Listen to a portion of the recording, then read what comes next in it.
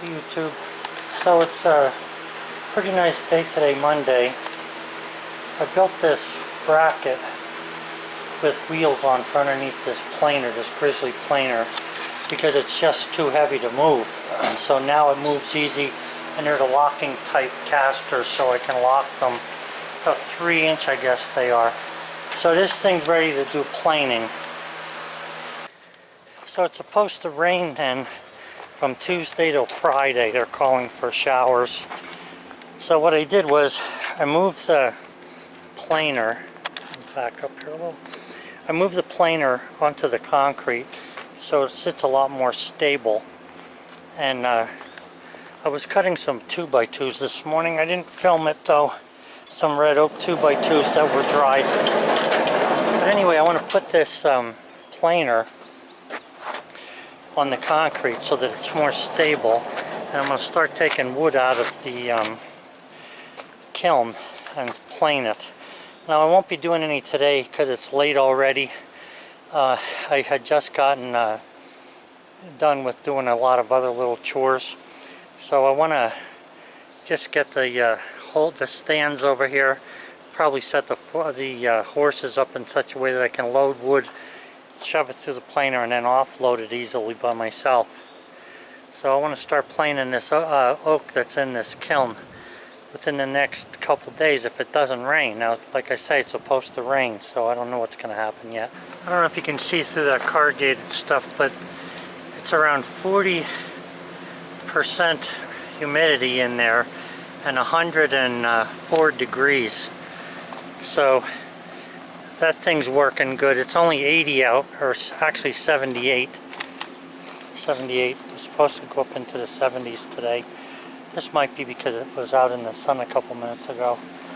But it is getting overcast and everything, so I'm figuring it's gonna rain tonight and tomorrow. I don't know yet, but if it doesn't, I want to start planing this oak that's in the kiln.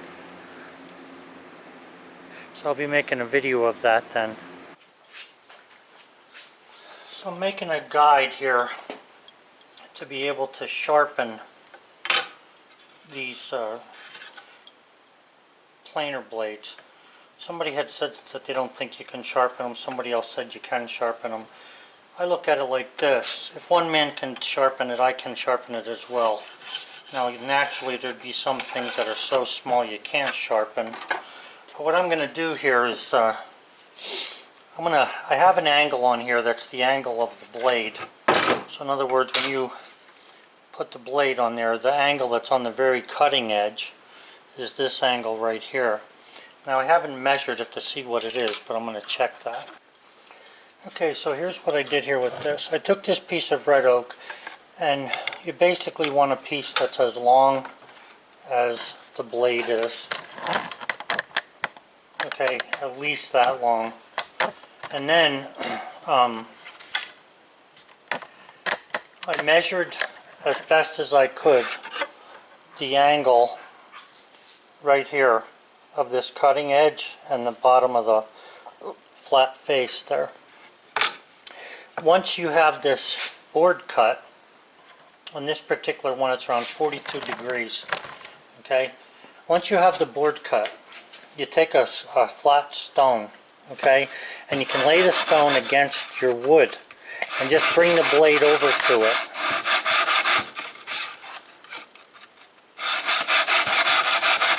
Now one way to know whether you're hitting the blade flat or not is to put ink from a marker along the blade edge. Now this blade had like sap on it, and since I've done the grinding with the stone there, it's taken all the sap off. Now you can see that there's some marks in this blade, so that's not going to work out for me doing a good job planing. However, on this side, over on this side here, there's only one little mark, and it's past the 11-inch point. So what I'm going to do is I'm going to put these blades on that planer, that quarter cable planer, and plane some of the narrow boards.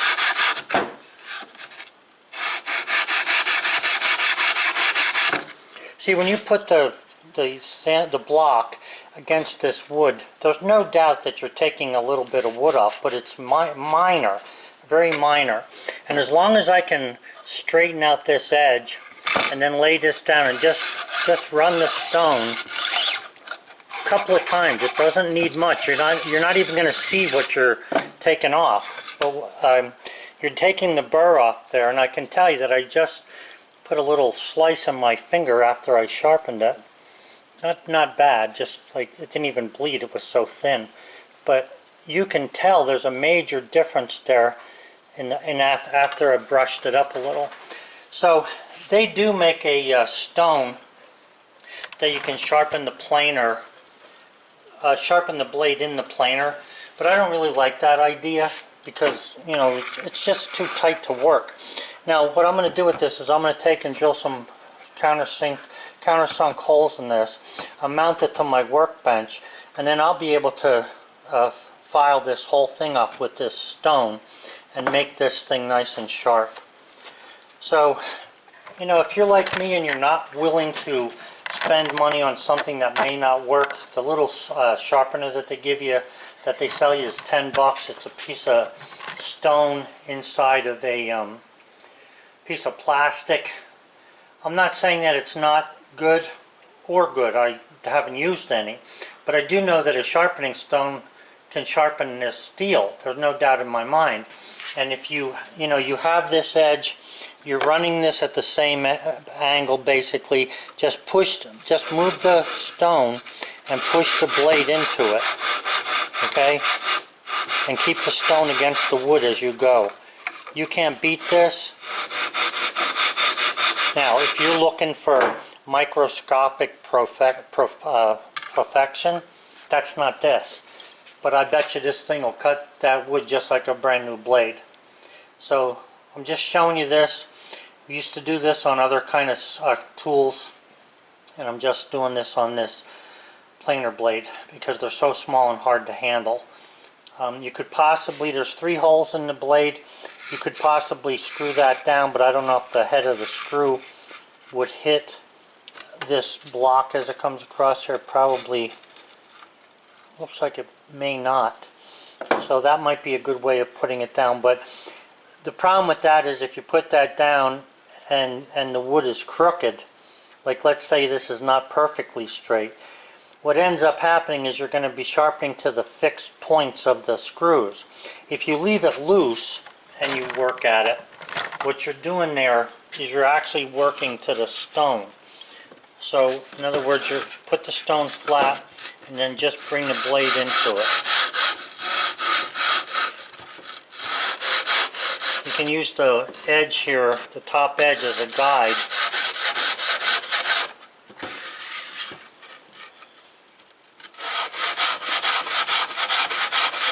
It's better than no guide at all, that I can tell you.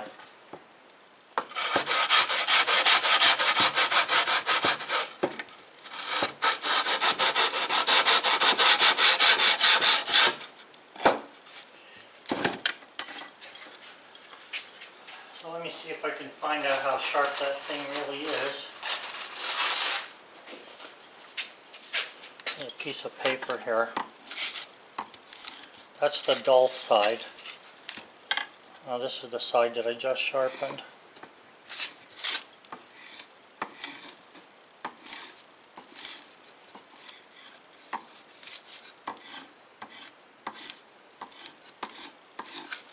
I'd say that's pretty sharp.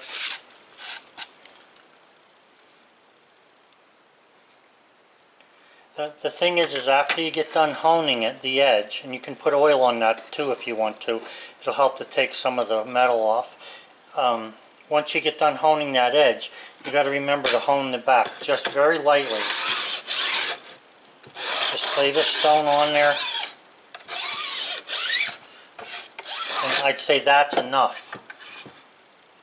You want to be careful with your fingers. Now I'm doing this with no gloves or anything. If you're a little bit clumsy or if you're a little rough at handling things, you might want to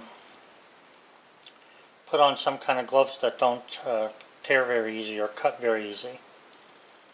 Oh, there's no doubt in my mind that that's a nice sharp edge on there.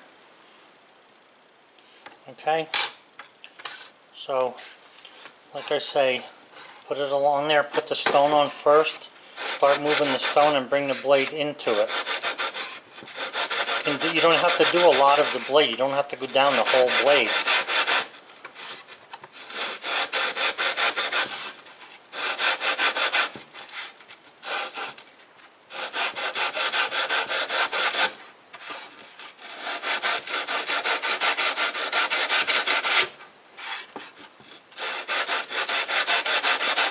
Now if you put this in the planer and you find out that you're getting a mark or something in there that you don't like, then don't use it.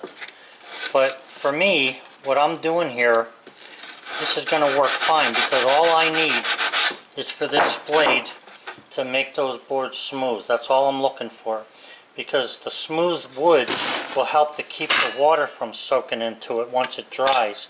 And since the wood in the kiln is dry, that's what I want to be able to do. I want to plane it off smooth so that I can stack board on top of board, and then it'll keep moisture from reaching the inside of that once it's stacked up. Okay, so just a quick recap. I measured the angle on the blade, on the edge of that blade, this angle here. Measured that as best I could, cut that angle on the side of a piece of oak. You don't want to use pine because it's going to give you a goofy shape, because pine is too soft. This oak is nice and hard. You can see the pores are filling up with the grit from the stone, and that's what you want because that'll actually keep the stone above the wood. And then just move this over to it. Just push it into it as straight as you can. You want to keep an eye along this edge of the wood. Wouldn't even be a bad idea if you put a magic marker line on here, just so you could see, and just spread your fingers and put pressure and run the block between where your fingers are. Keep your fingers pushing this against the block evenly, nice and easy. Like I say, you got to be careful with this thing. This is razor sharp, especially now. Okay guys, hope that helps a little bit for those of you who may have a plane. Okay guys, so I put the 2 screws down there to hold this thing down on my bench. Let's see if you can get a good view from this. I also marked the edge of this with red magic marker. I think you can see that. I think my wife steals my black ones. I want to, make sure there's no dust or anything on this, if you can, help that. Keep everything as clean as you can. And then you want to hold with 2 finger here and your thumb. Put the stone on the wood flat and bring the blade over to it. Now you saw the blade move there. What's happening is the blade will conform to the stone. You're pushing the blade into the stone, just ever so lightly. What I'm hoping to get here is a mark at the bottom of the blade and a mark at the top. That'll tell me that the angle is good.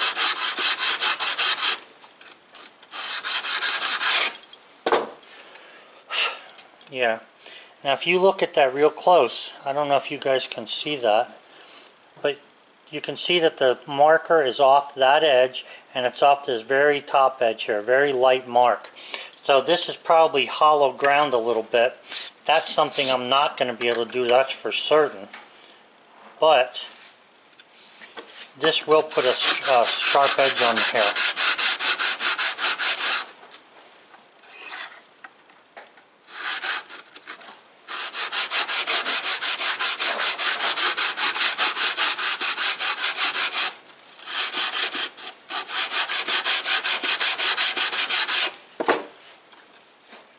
So you can see all the way down there now, I've taken ink off from one end to the other. So that means that I've ground at least the thickness of the ink off of there. Now on the opposite side, you can see there's some dirt on here. So what I'm going to do is go to the middle of the block so I'm not on the wood at all. And I'm just going to clean that dirt off of there. Again, you got to be very careful with this thing because it's sharp now.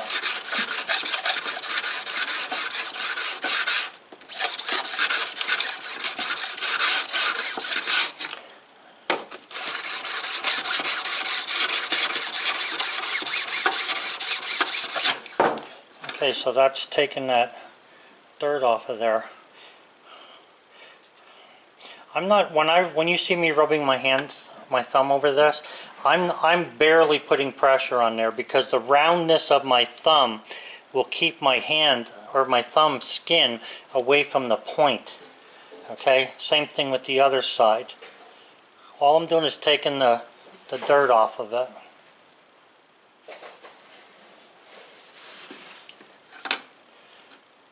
So as far as I'm concerned, I'm happy with that. I think that's going to work good for me, and I'll try it and let you know. That's the second one now. I already sharpened the other one. This one I didn't put any ink on because I couldn't find my marker, but I found the marker after I had shut the camera off before. So I think that these will be good. I did the back of this one as well. So I'll try it and then I'll let you know how it works.